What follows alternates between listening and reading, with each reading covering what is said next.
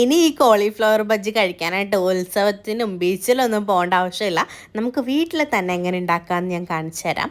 നമുക്ക് ആദ്യമായിട്ട് വേണ്ടത് കോളിഫ്ലവർ ആണ്. കോളിഫ്ലവർ കട്ട് ചെയ്യുമ്പം നല്ല രീതിയിൽ നമ്മൾ ശ്രദ്ധിക്കണം. കാരണം ഇതിൻ്റെ ഇടയിൽ ചെറിയ ചെറിയ പുഴുക്കളും കാര്യങ്ങളൊക്കെ ഉണ്ടാവും. അപ്പം നന്നായിട്ട് ക്ലീൻ ചെയ്തിട്ട് വേണം നമ്മളത് എടുക്കാനായിട്ട്.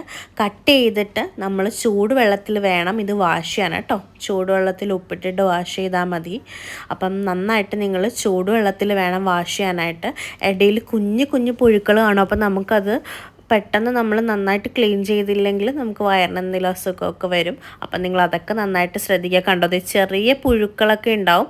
അപ്പോൾ നന്നായിട്ട് ക്ലീൻ ചെയ്തിട്ട് ഞാൻ ഉപ്പും മഞ്ഞളും കൂടി ഇട്ടിട്ട് ജസ്റ്റ് ഒന്ന് വേവിക്കാൻ വെച്ചു. ഞാൻ ചൂടുവെള്ളത്തിൽ ഒരുപാട് തവണ കഴുകിയിട്ടാണ് വേവിക്കാനായിട്ട് വെക്കുന്നത്. ഇനി നമുക്ക് കോളിഫ്ലവർ പൊരിക്കാനുള്ള മാവ് റെഡിയാക്കാം.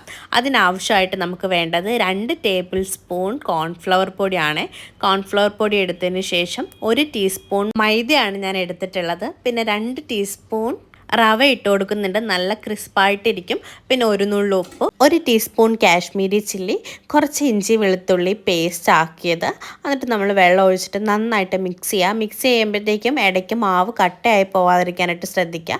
നന്നായിട്ട് മിക്സ് ചെയ്ത് മാറ്റി വെക്കുക. അതിനുശേഷം നമ്മുടെ കോളിഫ്ലവർ തണുത്തതിന് ശേഷം നമുക്ക് മാവിലേക്ക് കോളിഫ്ലവർ ഇട്ട് കൊടുത്ത് നന്നായിട്ട് അതൊന്ന് മിക്സ് ചെയ്യാം. നമുക്ക് ഇത്രയും മാവ് മതിയാവും ഇത്രയും കോളിഫ്ലവറിന്. ഒരുപാട് മാവ് കൂടിപ്പോയാലും ഏകദേശം ഒരു ബജ്ജിയുടെ ടൈപ്പിലാവും. അപ്പം നമുക്ക് അങ്ങനെ വേണ്ട. ഈ ഒരു രീതിയിൽ മാവിലൊന്ന് മിക്സ് ചെയ്തിട്ട് മാറ്റി വെക്കാം. ഇനി നമുക്കിത് പൊരിച്ചെടുക്കാനായിട്ട് ഞാൻ ഇരുമ്പിൻ്റെ ചീനച്ചട്ടിയാണ് എടുത്തിട്ടുള്ളത്. അതിലേക്ക് വെളിച്ചെണ്ണ ഒഴിച്ചു കൊടുത്ത് എണ്ണ തിളച്ച് വരുമ്പം നമുക്ക് ഓരോ പീസുകളായിട്ട് ഇട്ട് കൊടുക്കാം. നന്നായിട്ടൊന്ന് ഫ്രൈ ചെയ്തെടുക്കാം. ഏകദേശം ഒന്ന് ഫ്രൈ ആയി വരുമ്പോഴത്തേക്കും നമുക്കൊരു പച്ചമുളക് നീളത്തിലരിഞ്ഞതും കുറച്ച് കറിവേപ്പിലയും കൂടി ഇട്ട് കൊടുക്കാം. ഇത് നല്ല ടേസ്റ്റ് ആയിരിക്കും. ഇതൊരു ടിപ്പാണ്. അപ്പം നിങ്ങൾക്ക് ഇത് ആവശ്യമുണ്ടെങ്കിൽ മാത്രം ട്രൈ ചെയ്ത് നോക്കുക. ഒരു എക്സ്ട്രാ ഫ്ലേവറൊക്കെ ഇതിന് നൽകും. അപ്പം നമുക്ക് ഇത്രേ ഉള്ളൂ. ഏകദേശം നല്ലൊരു റെഡ് കളറാകുമ്പോഴത്തേക്കും നമുക്കിത് ഫ്രൈ ചെയ്തത് നമുക്ക് കോരിയെടുക്കാം. അപ്പം ഇത്രേ ഉള്ളൂ. സിമ്പിളാണ്. ഈ ബജ്ജിയാണ് നമ്മൾ ഓരോ സ്ഥലത്ത് പോയിട്ട് എത്ര രൂപ കൊടുത്തിട്ടല്ലേ ഒരു കുഞ്ഞ് പ്ലേറ്റിൽ മേടിച്ച് കഴിക്കുന്നത്. അപ്പം ഇനി കോളിഫ്ലവർ ബജ്ജി കഴിക്കാൻ ഉത്സവം വരാനും അതുപോലെ പള്ളിപ്പെരുന്നാൾ വരാനൊന്നും കാത്തിരിക്കേണ്ട.